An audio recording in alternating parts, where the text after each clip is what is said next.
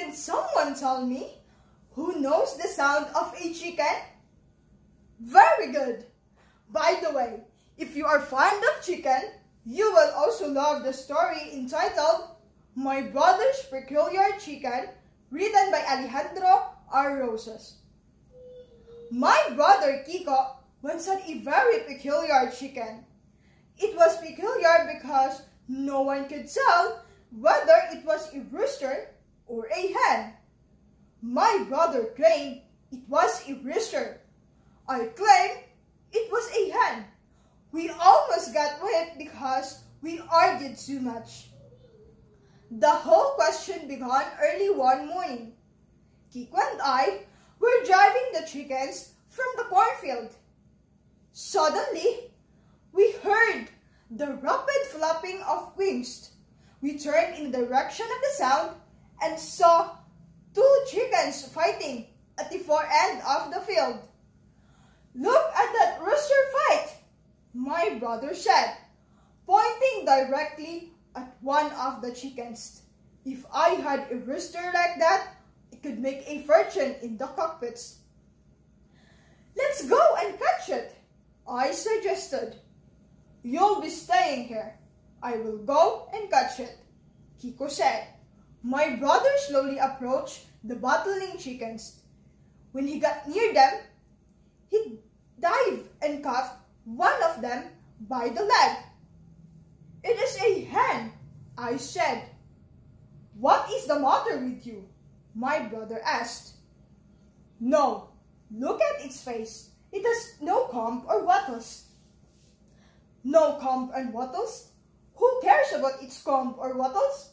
Didn't you see it in the fight? Sure, I saw it in the fight, but I still say it is a hen. Ahem. Did you ever see a hen with a spurs on her legs like this? Or a hen with a tail like this? I don't care about its spurs or tails. I tell you, it is a hen. The argument went on in the fields the whole morning. When we arrived at our house, Kiko tied the chicken to a peg. The chicken flapped its wing and then crowed. There, did you hear that? My brother exclaimed triumphantly. I suppose you are going to tell me now that hens crow. I don't care if it is crows or not, I said. That chicken is a hen. We went into the house and the discussion continued during lunch. It is not a hen, Kiko said. It is a rooster. It is a hen, I said. It is not. It is. How many times must father tell you not to argue during lunch? Mother interjected. What is the argument about this time? We told mother and she went to look at the chicken. That chicken, she said, is a binabae. It is a rooster that looks like a hen. That should have ended the argument, but father also went out to see the chicken, and he said, No, mother, you are wrong. That chicken is a binalaki. It is a rooster that looks like a hen. Have you been drinking again? Mother asked. No, the father answered. Then what made you say that this is a hen? Have you ever seen a hen with the feathers like that? Listen, I have handled fighting cocks since I was a boy, and you cannot tell me that this thing is a rooster. Before Kiko and I realized what had happened, father and mother were arguing the chicken about themselves. Soon, the mother was crying. She always cried when she argued with father. My brother said, I know who can settle this question. Who? I asked.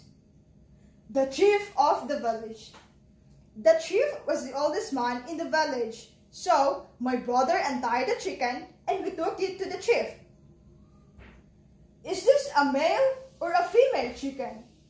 Kiko asked. That is a question that should concern only another chicken. The chief replied, "My brother and I happen to have a special interest in this particular chicken. Please, give us an answer. Just say yes or no. Is this a rooster?" "It does not look like any rooster I have ever seen," the chief said. "Is it a hen then?" I asked. "It does not look like any hen I have ever seen." "No, that could not be a chicken. That is something I have never seen before. It must be a bird or some other kind."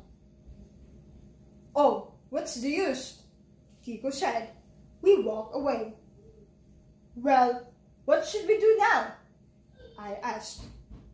"Let's go to town and see Mr. Cruz. He would know." Mr. Eduardo Cruz lived in the nearby town. He had studied poultry raising. We took the chicken to his office. "Mr. Cruz," Kiko said, "is this a hen or a rooster?" Mr. Cruz looked at the bird curiously and then said, I don't know. I couldn't tell in one look. I have never run across a chicken like that before." "Well, is there any other way you can tell?" "Yes. Look at the feathers on its back. If the feathers are round, then it's a hen. If they are pointed, it's a rooster." The three of us examined the feathers closely. It had both. Very peculiar," said Mr. Cruz. "Is there any other way you can tell?" "I could kill it and examine its inside." "No, I do not want it killed," my brother said. I took the rooster in my arms and we walked back to the barn. Kiko was silent most of the way. Then he said, "I know how I can prove to you that this is a rooster." "How?" I asked. "Would you agree that this is a rooster if I made a fight in the cockpit and it won?" I said, "If this hen of yours can beat a gamecock, I will believe anything." "All right," he said. "We'll take it to the cockpit this Sunday." So that Sunday, we took the chicken to the cockpit. Kiko looked around for a suitable opponent. He finally picked a red rooster. "Don't be a fool," I said. "That red rooster is a killer. There's no rooster in this town that can stand against it. Pick a lesser rooster." My brother would not listen. The match was made. I expected our chicken to die of fright. Instead, a strange thing happened. A lovesick expression came into the red rooster's eyes. Then, it did a lap dance. That was all our chicken needed. It rushed to the red rooster with its neck feathers flaring. In one lunge, it buried its spears in its opponent's chest. The fight was over. "Cheating! Cheating! Fixed fight!" the crowd shouted. Then a riot broke out.